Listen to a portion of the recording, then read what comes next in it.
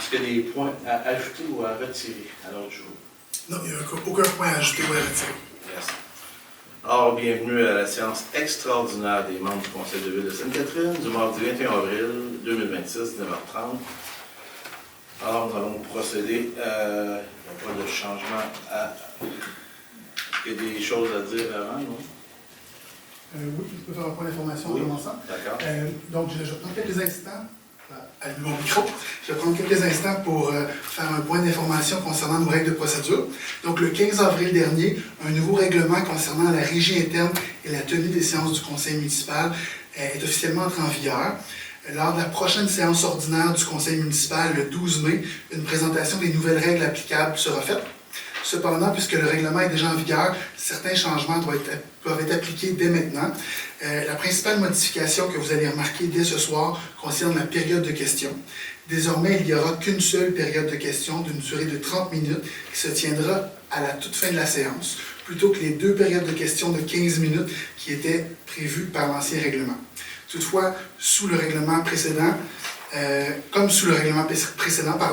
titre de président de la séance, le maire peut toujours prolonger la période de questions si cela est nécessaire. Donc, je vous remercie et je vous souhaite une excellente séance. Merci beaucoup, M. Gris. Alors, nous allons procéder d'ores et déjà à l'adoption de l'ordre du jour proposé par... Je propose, Marie. Appuyé par... Je l'appuie, Amélie. Et ça aussi, les appuis et secondés, ça va disparaître éventuellement, mais pour l'instant, on va garder jusqu'à temps qu'on ait fait l'ensemble de l'évolution de notre nouveau règlement. Alors, 2 points. Demande de modification et énumération d'un titre d'emploi cadre. Considérant la démarche de validation des données de classification et de rémunération effectuée dans le cadre du maintien de l'équité salariale, considérant qu'une discordance a été identifiée entre le pointage d'évaluation au poste de directeur de l'aménagement du territoire et du développement économique et la classe salariale appliquée, considérant que le poste est actuellement vacant, de modifier le code de conditions de travail des employés cadres de la ville afin de procéder à la correction administrative de la classe salariale du poste de directeur de l'aménagement du territoire et de développement économique qui était de classe 1, pour le positionner en classe 2. Alors, pour votre compréhension, ça veut dire qu'on est venu changer la classe. Donc, on parle de peut-être un 10 000 $ en mois au niveau du salaire. Donc, c'est comme une baisse au niveau du salaire. Pour ceux que ça pourrait être important, qu'on les informe. En 2.2, embauche d'un directeur du service des travaux publics. Avais-tu besoin d'approuver? Ah oui, excusez. Merci, madame. Pas de problème. Je propose. Et appuyé par... Marie. Merci. Des fois, on veut livrer le message. Oui. 2.2, embauche du directeur du service des travaux publics. Considérant le processus de dotation pour le poste de directeur du service des travaux publics, considérant que M. Patrice Vier s'est démarqué dans le cadre du processus de dotation du dit poste, considérant la recommandation du comité de sélection, c'est de procéder à l'embauche de M. Patrice Vier à titre de directeur du service des travaux publics, d'effectuer l'embauche aux conditions suivantes, de fixer le salaire à 1,15 du minimum de la classe 2 en vertu des paramètres établis au Code des conditions de travail des employés cadres, d'assujettir la nomination à une période de probation de 12 mois dans la fonction, d'accorder les conditions de travail prévues au Code de conditions des emplois cadres à l'exception de la disposition concernant les vacances annuelles qui seront 12 jours en 2026 sous réserve d'une prestation de travail jusqu'à la fin de l'année, 25 jours à compter de 2027 et les années subséquentes, de confirmer ultérieurement la date d'entrée en fonction. Alors, proposé par... Je propose, Marie. Appuyé par... J'appuie. Merci. 2.3. Abrogation de la résolution numéro 124-04-26 et financement et refinancement de la dette à long terme.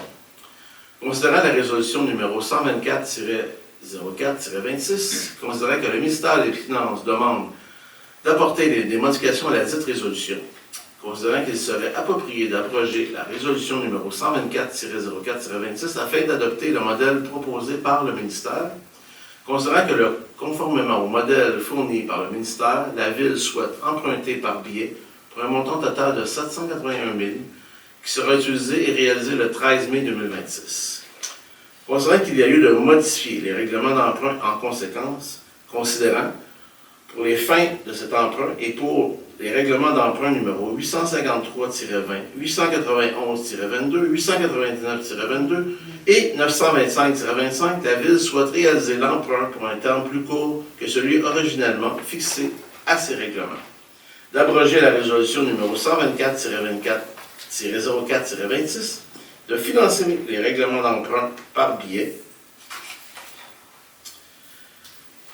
En ce qui concerne les amortissements annuels de capital prévus pour les années 2032 et suivantes, le terme prévu dans les règlements d'emprunt numéro 853-20, 891-22, 889-22 et 925-25 soit plus court que celui originellement fixé, c'est-à-dire un terme de 5 ans, au lieu d'un terme prescrit pour les 10 amortissements. Chaque émission subséquente devrait être pour le solde ou partie du solde sur l'emprunt, dû sur l'emprunt.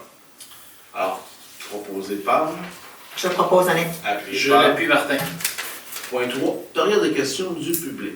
Alors, la parole est à vous. Donc, j'inviterai M. Rock quand on va venir prendre la parole. Je n'ai pas de questions. Merci. Est-ce qu'il y a d'autres questions? Non, il n'y a pas d'autres questions. D'accord.